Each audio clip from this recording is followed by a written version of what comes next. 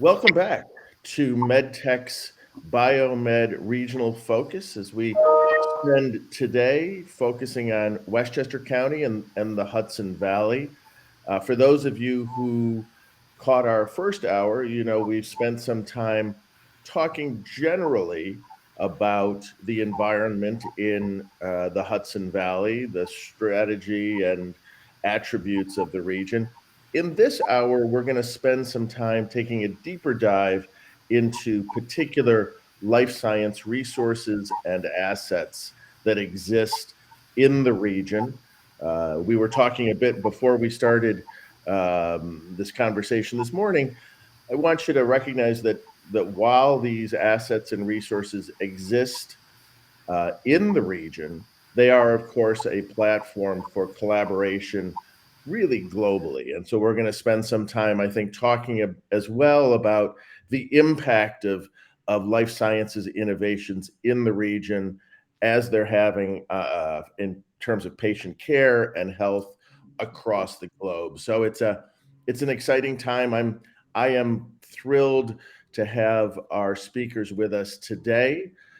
Deborah Viola, Vice President at Westchester Medical Center, Mary Howard of the Westchester County BioSciences Accelerator, Raj Ratan of the Burke Neurological Institute, and Dr. Solomon Amar of New York Medical College. Welcome, one and all, to this conversation. Thanks for spending some time with us this morning. Deborah, let me turn to you to spend a little time. Tell us about you, your work at Westchester Medical Center, and the role that innovation plays at your institution. Well, thank you, Wynn. I'm happy to be joined by my colleagues and to participate in sharing what makes the life sciences ecosphere here in the Hudson Valley so rich. A little bit about Westchester Medical Center Health Network. We have over 1,700 inpatient beds in 10 hospitals on 8 campuses that spans 6,200 square miles of the Hudson Valley. We are also therefore one of the largest employers in the Hudson Valley. The flagship of Westchester Medical Center Health Network is the Westchester Medical Center. That's where my office is located. We are in Westchester County, New York, in the lovely hamlet of Valhalla, about 30 miles outside of New York City.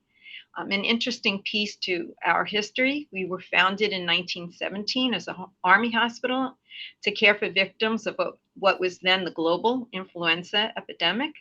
And so it shouldn't be lost on anyone here that over 100 years later, we found ourselves caring for and meeting the health needs of those exposed to and suffering from the recent global COVID epidemic. In fact, Westchester Medical Center was designated by the New York State Department of Health as a COVID-19 vaccine hub for the Hudson Valley region. And that included the management of vaccine distribution out of the Westchester County Center.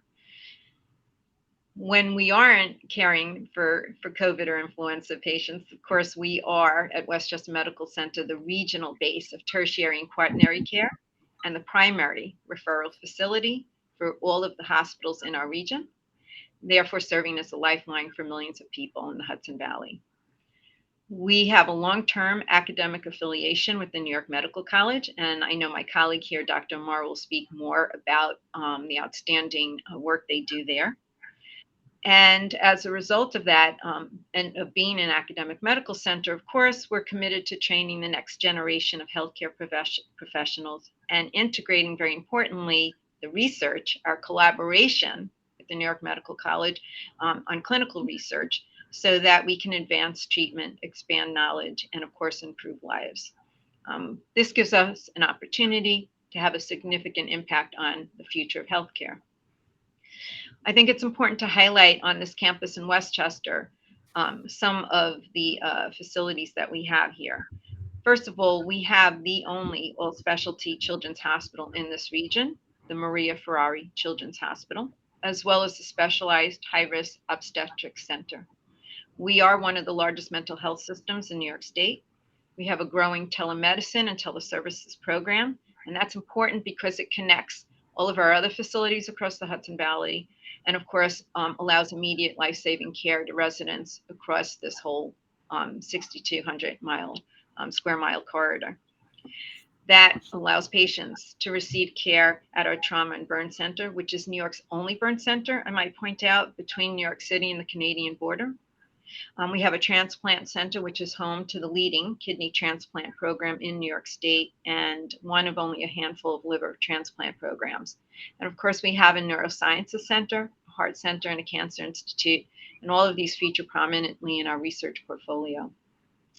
What I really would like to highlight, however, is on this campus, in fact, in the building where I am, we have a cellular and tissue engineering laboratory, which is a state-of-the-art cell manufacturing and processing facility. And it's designed to serve a range of programs in oncology, hematology, neurology, genetics, and cardiology. And that harness, in particular, stem cell, cellular tissue, and gene therapies. It's important to note that there are probably roughly 12 of these in the United States. We are one of 2 in New York State, and obviously the only one, of course, in the Hudson Valley. This laboratory consists of 8,000 square foot current good manufacturing practice facility that meets all FDA requirements. We have advanced equipment designed to facilitate and enhance cell therapy manufacture under investigational new drug applications. But it's important also to note that our goal isn't just to improve patient outcomes. It's not just diagnostic and therapeutic. Our goal is actually to cure patients through the discovery of core platform technologies for personalized cell and gene therapies. And what we did was we put together a short clip featuring one of our research scientists, Dr. Mitchell Cairo, who can actually speak to this. I'm going to share my screen if you allow me. Give me a second. And I'll run this. And can you see it? Yes, we can. Great. Let me get it going. Many first-in-human clinical trials of cellular therapy in the United States originate in the Westchester Medical Center Cellular and Tissue Engineering Laboratory, otherwise known as CTEL. Children and adults from around the country travel to Westchester Medical Center to receive these advanced cellular therapies for curative treatments. Today, we're trialing a cellular therapy approach for sickle cell disease that often kills patients in their mid-40s, and we can boast a 90% success survival rate. Other groundbreaking trials include cellular therapies for leukemia, lymphoma, aplastic anemia, immune deficiencies, and even deadly refractory viral infections with similar high success rates. And now we have the first human study using cellular therapy to prevent death in high-risk patients with mild to moderate COVID that is creating a new treatment paradigm for future pandemics.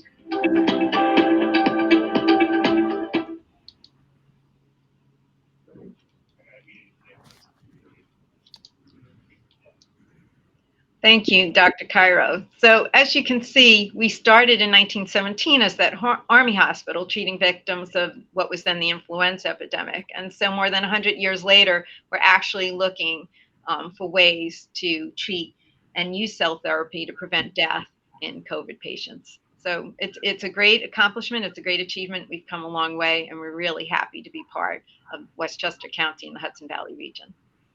Thank you. Deborah, thank you. That really is, you folks at Westchester Medical Center are doing exciting work, and it was terrific to get a kind of a peek into some of your assets and the work that you're doing.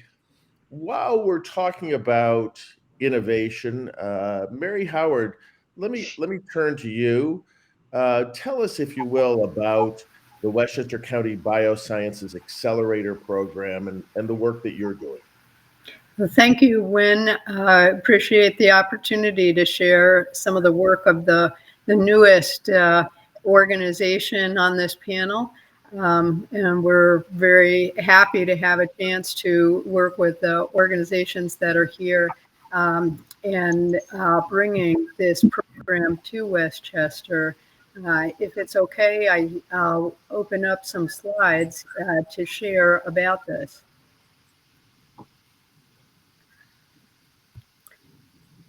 This program has been brought brought to Westchester, which has an extraordinary of innovation from Westchester. My background is as a serial entrepreneur, and the programs that my organization runs have a rich history of first-time inventors, scientists, and engineers developing new commercializable technologies in the metro region. And we've been very fortunate over the last 10 years with a fantastic stock to see so many of those advance. 80% of them are still in business, and they've raised unimaginable amounts of money to bring forward therapeutics, diagnostics devices, digital health technologies. The program that we run is, in some senses, very simple. We reach out to people, and increasingly in the Westchester community, we are seeing the local innovators applying and now setting up their operations in Westchester. It's very exciting to see the people founding their companies at Bio Inc., which you'll hear about, and the hosting that's been going on as we educate these ventures through efforts at the hospitals. Westchester Medical Center has been a participant and a host in the education programs, as has Burke Neurological Institute, to allow us to introduce the concept of innovation to scientists who have commercializable technology. What we're known for are connections, and we work very, very hard to bring many connections between the inventors. This is a map of those connections for the latest cohort. It's allowed the 1 and 2 person inventors to meet experts in the very technical fields of life science innovation and connect to regional and national leaders, even global leaders like Pfizer, Wilson Sonsini, and intellectual property, Monica, who does manufacturing of drugs, and First as a digital health and medical device regulatory company. JP Morgan Chase is also a supporter of this program, which is initiated by Westchester County in support of the development and coalescing of the community. It's a slow road to innovation, and yet we've already seen really extraordinary companies come through. Venture with a photomodulation tool for cognitive decline has now introduced the product and is come from $100,000 to $5 million a year in revenue. We're seeing people with autism treatment devices begin to do clinical trials and get positive results.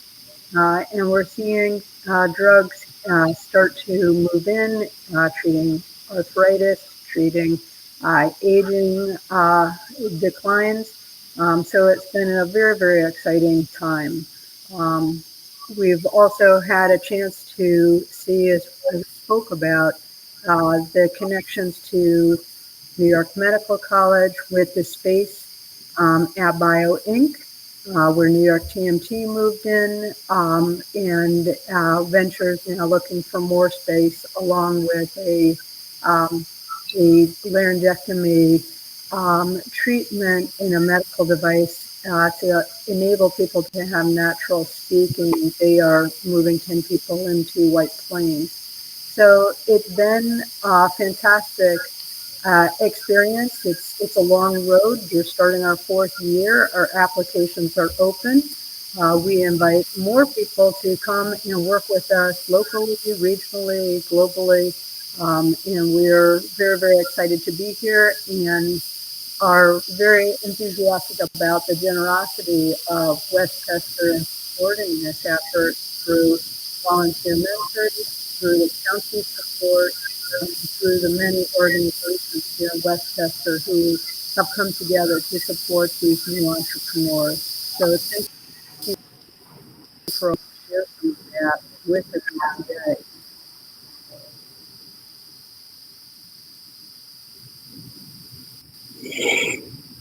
Mary, thank you very much for that overview. Let's now turn to really one of the kind of specialized life science resources or assets in Westchester County, the Burke Neurological Institute.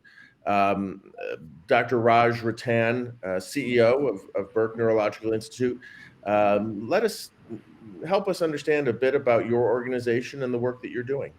Great, thanks, Wynn. And it's a tough act to follow those great presentations by Deborah and Mary, but I'm so excited to be with all of you. We have some really exciting things going on in the Institute. So the Institute its mission is a unique one. As many of you know, the leading causes of disability in the world are neurological diseases. Indeed, current estimates are that if you just take the leading causes of disability, stroke and Alzheimer's disease, but because of the aging population and our ability to keep people alive longer, those two diseases are going to cost the US $1.4 trillion a year by 2050 if we don't do something to stem their progression and learn how to treat them. And even more dauntingly, as many of you know who've had family members who are afflicted, you know that it takes a lot of care to take care of people who have the inability to speak or think or walk from these diseases. And the current estimates are just for Alzheimer's disease, the 13 million who are going to have Alzheimer's, we're going to need 36 million to take care of them, more than the state of California. So our institute is one of the few institutes in the world that's really focused on treating disability while after people are in the community and after they've actually exhausted everything that the healthcare system can offer. And we are an affiliate of Weill Cornell Medicine. We have over 20 Cornell faculty and 110 employees. And our strategy to solve this problem is to figure out how to repair the brain and the spinal cord. Now, you all understand what a daunting process this is, because those of you who've had either kids or nieces and nephews know it takes more than 20 years for the brain to develop. So our strategies have to compress that epoch of repair into a practical strategy that can be cost effective and reduce suffering. And the organizational structure that we've put together, I think, is revealing remarkable, exciting new insights. So we have clinical researchers, translational researchers who model human disease, and basic researchers all together working together on a 50,000 square foot footprint right here in Westchester. And I will tell you that when I moved from Harvard in 2003 to direct the Institute, my chair told me, you'll never be able to recruit anyone to Westchester. And the exact opposite has been true. We have grown from 8 faculty to 23. We've grown our NIH footprint by more than 600%. And excitingly, we're really making an impact on the bedside. So how are we doing this? So Gary Gibson has been studying the role of vitamin B1 in Alzheimer's disease for more than 40 years. And we just got word that we received a $45 million NIH grant, which is nucleated from Westchester, but will involve 50 institutions around the country to test the role of this drug benfotiamine in treating Alzheimer's disease. And this hopefully will stem the progression of this daunting disease, which affects over 40% of people over the age of 85. This is really a remarkable feat, and I think it highlights the importance of collaboration for 2 reasons. One is biology, and one is scale. And in order to be biologically driven, as Gary has, he's had to collaborate with people around the world. And in order to do a trial of this size in a reasonable period of time, we have to collaborate with 45 other institutions. We have other great examples of how we're nucleating exciting new programs that are really unique in the world. So we recently got a $5 million grant from the Empire State Development, a real partnership between us and government to set up the first clinical trial platform for chronic stroke. There are 7 million people who are disabled from stroke in the United States, and yet we have no clinical trial structure to address that problem. 400,000 of them live in New York State and nearly 200,000 in the greater New York area. So what this platform will do is it will bring together uniquely robotic training and biology that shapes plasticity in the brain involving companies, and it will put them together, and it will keep doing trials until we solve the problem. This will involve the University of Rochester, the Wadsworth Labs in the Stratton VA in Albany, and us, along with our partner, Weill Cornell Medicine, as well as a clinical research organization called Clintrex. Other great examples of the innovation that's going on in our institute. So as you know, there are over 100 million people who suffer from chronic pain, and the opiate crisis is destroying this country. Diana Willis, along with Peter Goldstein at Weill, have developed a novel non-opiate pain inhibitor, and that pain inhibitor, in collaboration with the DoD and a company called Ellis, is going forward ultimately to treat patients. We have other exciting things going on that involve technology. Glenn Prisky, who heads our Center for Vision Recovery, and we've collaborated a lot with Regeneron over the years, has developed nifty new methods using George Lucas type technology to be able to monitor vision in those who can't speak. And this is particularly important in kids who have traumatic brain injury because they can't communicate. And it allows unique abilities not only to measure the trajectories of these diseases, but to understand how therapeutic interventions are actually working. This technology has been licensed by a company in Israel and is being deployed to vision clinics around the world. So we're really excited about all the ways in which we're taking great basic science and moving it to patients. And I think that can be an incredible signature of this county, because we have all the infrastructures that are required to allow really talented investigators and researchers and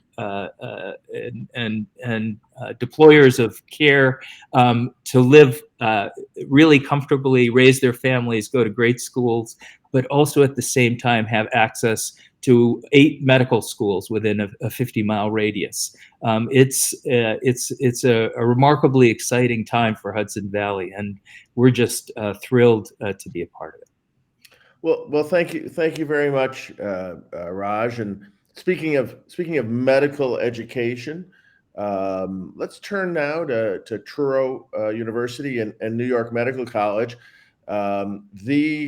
the educator of the next generation of medical doctors and healthcare providers in the Hudson Valley, and an important institution in incubating and accelerating life sciences assets.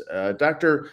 Amar, introduce us to New York Medical College and the work that you folks are doing. Sure. Thank you very much. Thank you, the panelists, for this wonderful presentations that you did. You did a good job, and you made my job a little bit easier. I want to have to explain all the details. New York Medical College, maybe in the last one, is probably the oldest institutions that we have, 162-year-old, a private biomedical health science university based in Valhalla, and part of the Truro University now, not Truro College and University system, since we became a full university just recently. Just as a way of giving you some of the demographics, academic, we employ 3,000 people. We have 1,800 students, out of them 800 medical students. New York Medical College has 3 schools, basically the School of Medicine, the School of Public Health, the Nursing School, and as part of the parent institution being Thurlow University, there's also a dental school. So within the platform and within the context and the Hudson Valley of a New York Medical College, we are probably having all the major health education program that can be offered in this environment. So New York Medical College offers degrees, as I said, for the School of Medicine, Graduate School, School of Health Sciences. We have a PhD program, multiple master's program. And the idea behind this is basically that we have taken a concept of bench to bedside. We have enjoyed, as Deborah mentioned earlier, a very, very strong affiliation with Westchester, with Metropolitan Hospital. Also, we have 20 hospital affiliation. And as a result of that, we have taken concepts that are either born in the clinic, brought back into the lab, being tested in animal models, and brought back into the clinic for clinical trials, or the opposite. We have tested concepts that are born into the lab and that has made their connection and their way into the clinic with multiple success associated with that. New York Medical College has illustrated itself with running the clinical trials for Regeneron during COVID. Sarilumab was tested in collaboration with Westchester's, and we made some interesting connections as well as a public health recommendation as a result of that. One of the important aspect that I wanted to highlight for you today is that the New York State has elected New York Medical College as the genomic center for sequencing of COVID-19, and we have sequenced by providing the variant for the state of New York, and we will continue to do so with the next project on wastewater sequencing for detecting. As some of you may know, the literature, wastewater is an interesting liquid biopsy, we call it, in regard to testing what's going on into the country with vis-a-vis the COVID-19. But most importantly, and we are benefiting right now with the state-of-the-art genetic sequencing platforms that can sequence in a very, very quick way numerous samples, and we will be establishing a full center of excellence for sequencing of infectious disease that could come to us in the future. We have enjoyed a very strong relationship with Regeneron, as I said, right now for the clinical trial, but most importantly, as a way of introducing you to the incubator.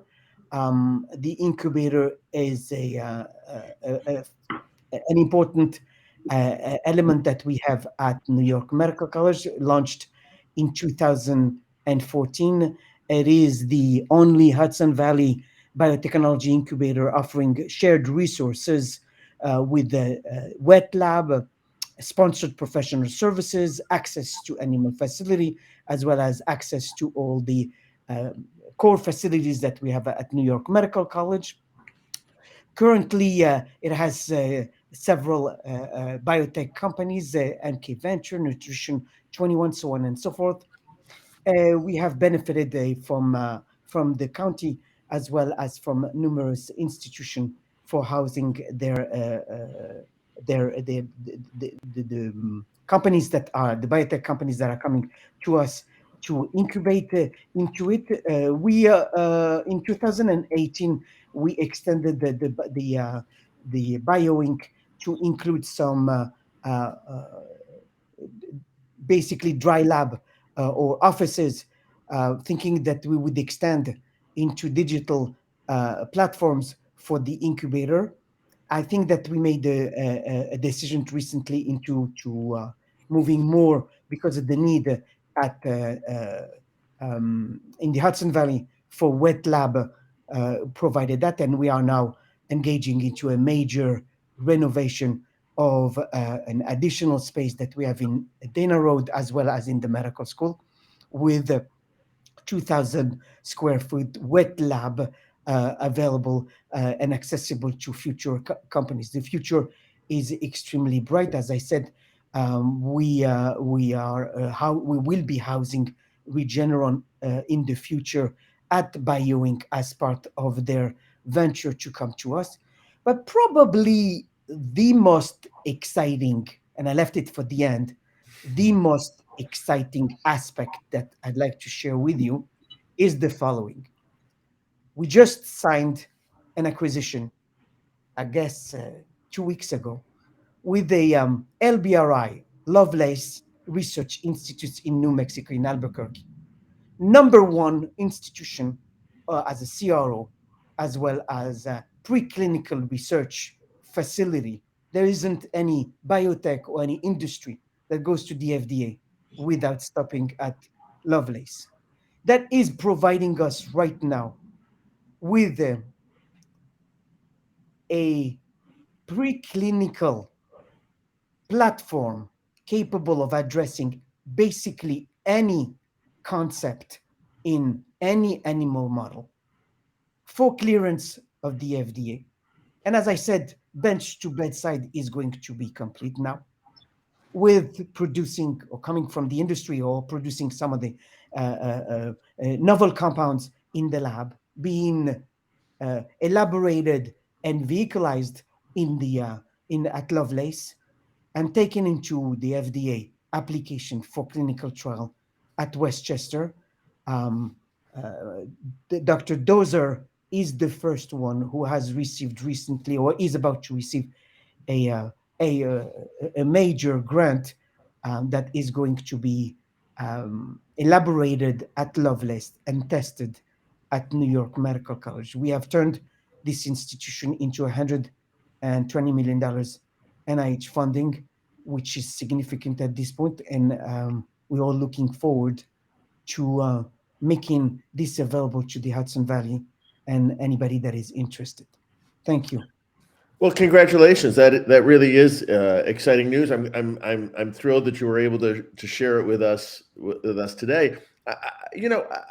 I'm hoping we can now open this conversation up a bit on several topics or ideas that I heard kind of from each of you. But maybe let's start here and Dr. Amar and Mary Howard, let me bring you as well into this conversation. When we talk about incubation and acceleration, creating opportunities for innovators and entrepreneurs, whether we're moving, as you say, Dr. Amar, from bench to bedside, or perhaps Mary, as you were pointing out, really helping to accelerate the growth of startups. I'm wondering if you can talk a bit about resources and programs within the Hudson Valley that are allowing entrepreneurs and innovators to find the assistance and incubation and acceleration programs that they need. Mary, I'll start with you. How's that? Ladies first, maybe, or? Thank you. Very generous. I can start. I have no problem. I can start if you want. Well, no, I have, we have some really wonderful examples. Jeanette Mahoney, a PI at Einstein, came through the program 2 years ago in the midst of the pandemic. And with the help of the Westchester County Association, was matched to Burke Rehab, where they will be doing a clinical trial of her Catch You app, which is a fall prediction, an important diagnostic for the care of people who are at risk of a fall. So this program that's here in Westchester along with an event that we have held that Deborah Viola is going to be hosting this coming February, which is a hospital reverse pitch. So this is an opportunity for the participants in the program to be able to hear directly from the hospitals what their priorities are for innovation, what the resources are to support innovation trials, or providing feedback, or connecting to KOLs, and also direct access into those hospitals. Those are two examples of some specific connections and programs that are available right now in Westchester. And Dr. Amar, help me understand, if I'm an entrepreneur looking to set up shop, how do I connect with the incubator at New York Medical College? So we've disseminated in the area, as well as outside the website address, with the contact information. There's a form, very rudimentary form, that is being filled out for the prospect applicant to join us. And Mary, you testified on one of your company that came to us, and I think that they enjoying right now a significant success that will hopefully continue. They fill out an application. We review the application. If everything is under control, we have 5 members, scientific members, that review the application. If everything is put in place, we discuss space allocation, given the need. Interestingly enough, the applicant automatically has access, as I said, to core facilities, animal core facility, imaging facility, CT scanning facility, and so on, state of the art, even genomic sequencing that we have right now on the platform. And the applicant progress moving forward. But that does not stop there. We are caring, if I accept someone in the incubator, it becomes a member of my institution, and I'm responsible for their success. As such, we provide, just like for our faculty, we provide exactly to our tenant possibility of reviewing their I sat in the FDA panel for almost 7 years in devices. So I have had that experience. I sat in the NIH review sessions for almost 10 years, 2 sets of 5 years. So I also reviewed the SBIR and STIR program that exists for those companies. So we do provide this intangible or something that money cannot buy, basically, in regard to advices for the FDA, advices for the NIH, and help the company to being able to cocoon, but most importantly, incubate and have hatched on their own at some point, and being able to provide them with the possibility of running their clinical trials with the network of, as I said, 20 hospitals that we have.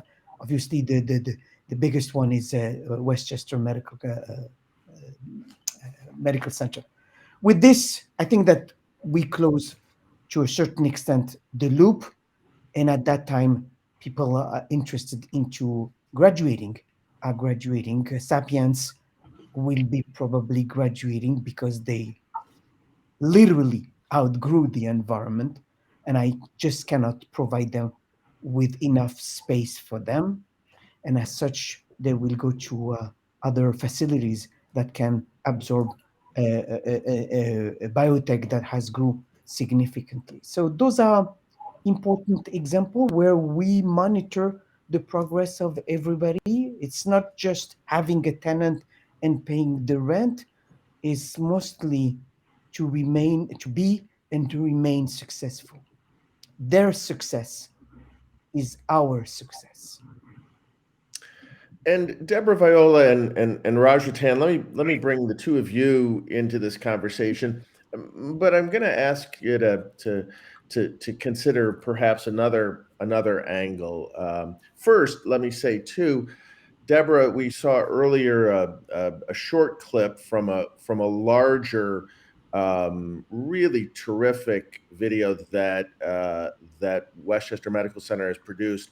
For our audience, you'll be able to access the entire clip or the entire video presentation and the agenda for today's program. So you'll find an access to that.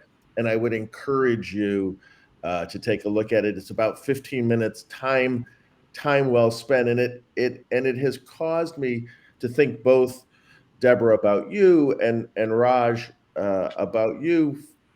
And here's where I'd ask you to comment. One of the things, probably the most exciting things that I think we see in innovation in the life sciences coming out of places like the Hudson Valley has been a real focus on patient empowerment, on helping patients to get to a point where they are both active participants in their medical care, but also have an ability either through remote monitoring or advancements in treatments to live fuller, independent lives. And I'm wondering if perhaps if the two of you could give me some of your thoughts from your perspective. Certainly, Dr. Rattan, as you mentioned, neurological conditions often really impair the ability of patients to have autonomy. And much of the work that you're doing is helping to reinstate autonomous state. And similarly, Deborah, the work that's going on at Westchester Medical Center is really returning patients to fuller lives. Am I imagining that, or is that really a through line in where we're seeing innovation? Deborah, do you want to go first, or would you like me to? No, go ahead. Yes. I took a note earlier, Raj, about the vitamin E1. So I'm interested in hearing. Okay, E1. Yes, I wrote it down. So Yeah. I'm happy to hear get I'd more. love to tell you more about it. So, I think that it's a great question, first of all, because the patient population that we seek to address is out in the community and has exhausted everything that the healthcare system can provide. And so they really don't have a clinical home. And this is the population of patients who probably are the largest drain on healthcare resources and family resources, because they're at home and they're not exercising. They can't go to Lifetime or New York Sports Club like other people. They have no clear understanding of what things are going on, great science that's going on in the world that could change the trajectory of their illnesses. And so they feel abandoned. And so they become depressed, they become deconditioned, lots of problems emerge. And our vision for the Institute is that we would become the clinical home for those patients, because they do need somebody who's figuring out what's the best way to stay in shape if you can't walk, what's the best way to actually get help for learning how to modify your home if you need a ramp, or to get to a psychiatrist if you're feeling depressed, which is a common sequelae of stroke. And so we're imagining ultimately a model where not only are we offering unique clinical trials, but that we have what we like to call, rather than wellness, resilience programs that really help people understand who are disabled. How do they build resilience? And that educate them about diets that can foster better health, what they can be doing in the community to stay active, and actually develop telemedicine approaches. We have a trial going on where we actually got a trainer to deliver 1 hour training sessions to people who are disabled from around the country, So telemedicine has a huge amount of ability to empower people who are disabled at home, and then the final component of this is an educational one, is to educate families and patients about what's good science, what's bad science, where you can really reliably depend on trials, and what's and other questions that they may have about their disease and about hope. And we have a saying. The tagline of our institute is we're the science that hope demands, and we really feel, I think Dr. Amar referred to this, that it's rigorous science, which I think is a characteristic of many institutions, including Regeneron, that really drives patient innovation. But that science has to happen at every level. And we want patients to know that we're here to be a partner with them, but we also need their engagement. Involvement in clinical trials is a public service, and we have to begin to acknowledge the important ways in which patients put themselves on the line to advance understanding and treatment. And Deborah, from a provider standpoint, help me understand where Westchester Medical Center fits into that mix. So I think, I had mentioned earlier that we were the primary referral facility for the Hudson Valley. And in fact, most of our patients, they come here, they are transfer patients. We have the helicopters coming, we have the buses coming. And so I think that speaks to the type of care that we give here, right? And we are, first and foremost, a tertiary and quaternary hospital. I spoke about the cell and tissue lab, an important asset in the Hudson Valley, certainly. And we've had many successful early phase trials that have led to FDA approvals for, the field of CAR T cells, cancer vaccines. Dr. Cairo shared with you the outstanding work we've done with sickle cell anemia. But I should also point out that patient care comes first here, and the overwhelming majority of procedures that we do in that lab still support the blood and marrow transplant and cellular therapy programs here for adult and pediatric services, and that's a big reason why we have the transfers that we do. We also, when we think about clinical trials, we think about diversity in enrolling patients in these trials. I was at the New York Medical College, the School of Health Sciences. I helped found, in fact, that doctoral program there. And I remember years ago, one of my first thesis was with a student who worked for a pharmaceutical company here in the Hudson Valley, let me say. She has testified in front of Congress, and her paper was on how important it is to have diversity in clinical trials. And by not having this diversity, we don't even know that what we think is a successful treatment will work in all populations. And we know that it often doesn't. So here at Westchester Medical Center, at the Maria Ferrari Children's Hospital, across our facilities, we have a very diverse patient population. And it is one of the pitches I make, to Mary's point, one of the reverse pitches I make to pharmaceutical companies. We can assure that we just don't bring in a middle-aged Caucasian population, for example.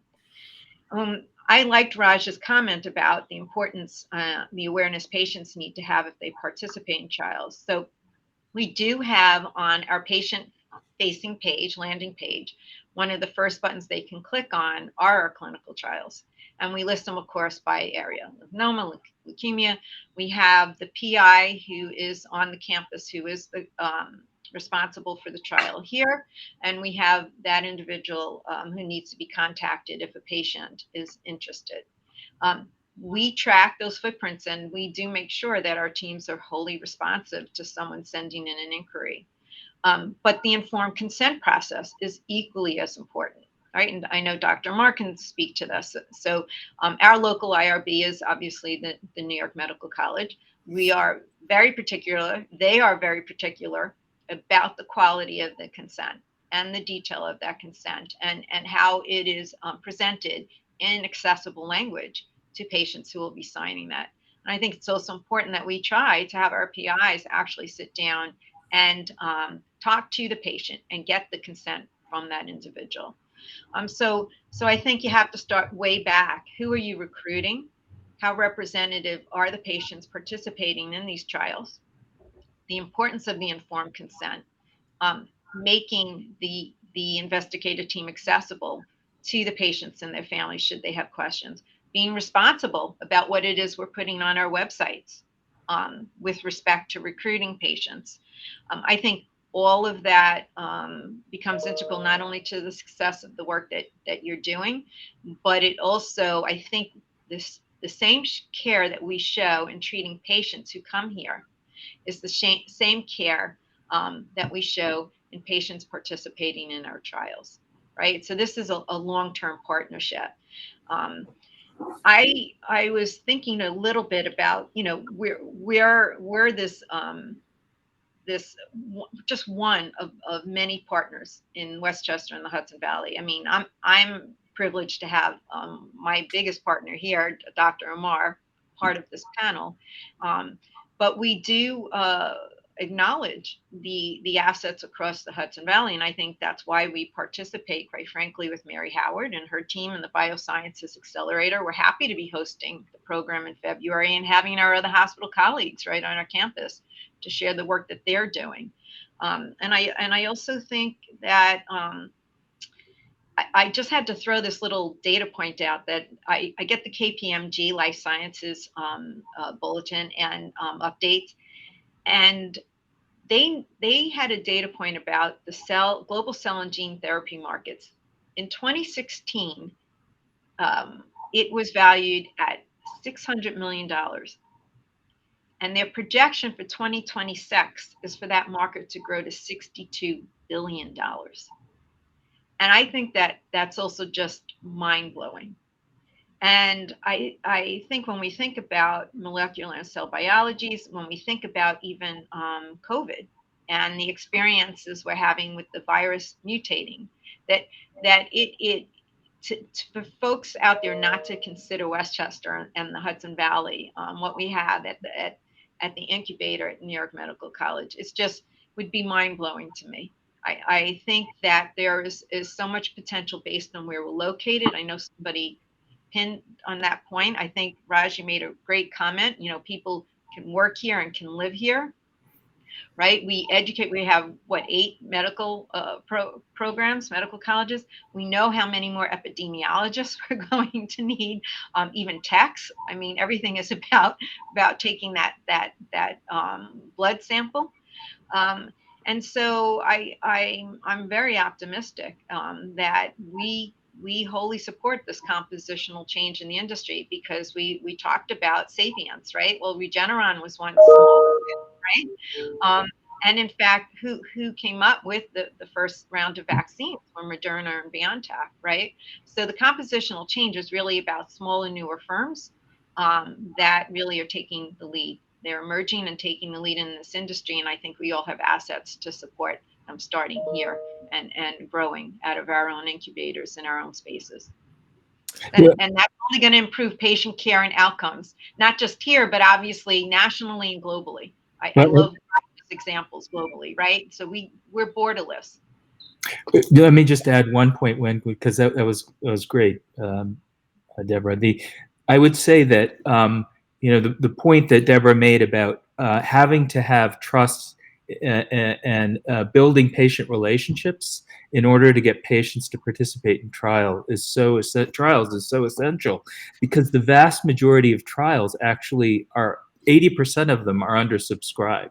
And so we're actively doing something wrong in terms of how we cultivate patients. And so the idea that people are going to get trials in the same places that they receive their community care is probably going to drive participation in trials up.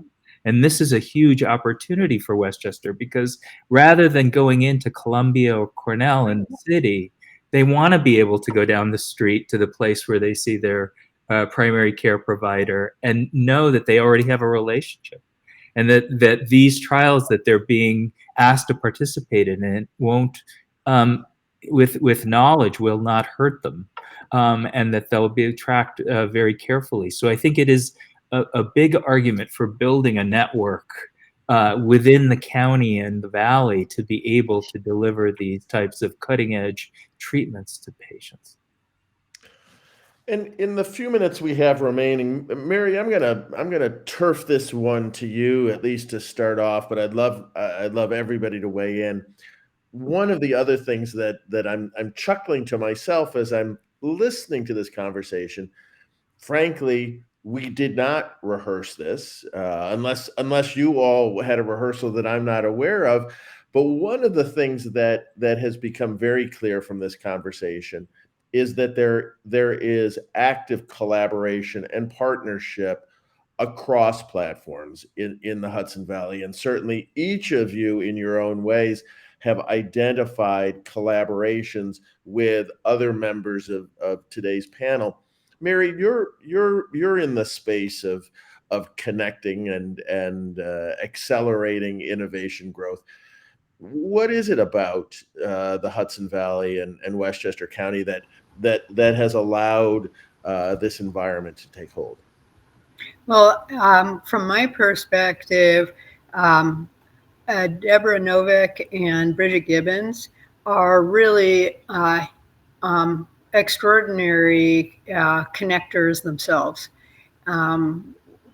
Deborah Novick and Bridget Gibbons from Westchester County created a 20-person task force to coalesce the leaders in life sciences for Westchester and actively follow up with, in my experience, ventures that have come through our program from Australia, from Columbia, Einstein, Mount Sinai, to assist them to address real operational challenges they have to grow. So I think that, to Raj's point, there's a personal side to all of this. And you would think maybe it's not just on the healthcare side, but in the entire ecosystem that is so important that people know each other and that there is a genuine interest to advance others' efforts. And I think they set a really great model for that collaboration. So I would, just from my perspective, I see that, and I think that's, it's focused and it's active, and we see results from that. Wayne, can I just add? Of course. Weigh in on this important question when you hit the nail on the head here. Why have we benefited from this success, and why this is going to grow exponentially? That's your question, if I understand. Mm-hmm. It's mostly rooted, and I'm sure that my panelists will agree to this, in the lack of arrogance on these institutions. Everybody is well-intended. Everybody is welcoming. Everybody is intending specifically for the benefit and the success of this environment. And as such, there is no me, myself, and I. Everyone works together for the benefit, for the accomplishment, for public health, for making a better environment for the future. That would be my answer to you. I just wanted to add 2 points since I have the podium right now. I'm not going to leave it. Raj, you're 100% right. Enrolling patients becomes a major endeavor in clinical trials. You know that. I've run, just like you, large, humongous clinical trials, and I know we're facing similar challenges. But you have a community hospital or a hospital like Westchester, where you go and get your plain treatment of a medication and you see your doctor. That interaction allows you to be more comfortable signing on the dotted line. And I've observed that significantly because there is a trust that has been built. You're 100% right. And last, and I want to finish on this, I'll pitch on the innovation conference that New York Medical College and Thurlow University is going to have on Thursday, September 15th, 2022. We're celebrating the 50th anniversary of Thurlow University. And as such, we have a magnificent platform with innovation in biotech, in education, in business, in venture capital. George Yankopoulos is going to be on the program. Peter Fitzgerald and a couple of other big names are going to be on the program. And I would want everybody to save the date for September 15th. There's going to be some announcement coming up, but this is going to be another platform that hopefully will nucleate, as Raj was saying, and help disseminate it and engaging in a non-arrogant environment, hopefully, everybody for the benefit of human population. Well, listen, I can't imagine a better way to conclude that conversation than on this conversation than on that note. And we will, by the way, for our audience, make sure that we've connected you with the panelists today and with the information. We will get you the information out about these upcoming programs and would encourage all of our audience to make sure that they stay connected. Mary Howard, Deborah Viola, Raj Ratan, Solomon Amar, thank you one and all. This has been a really terrific conversation. Let's keep the conversation going, but thank you for spending some time with us today. Thank you. With pleasure.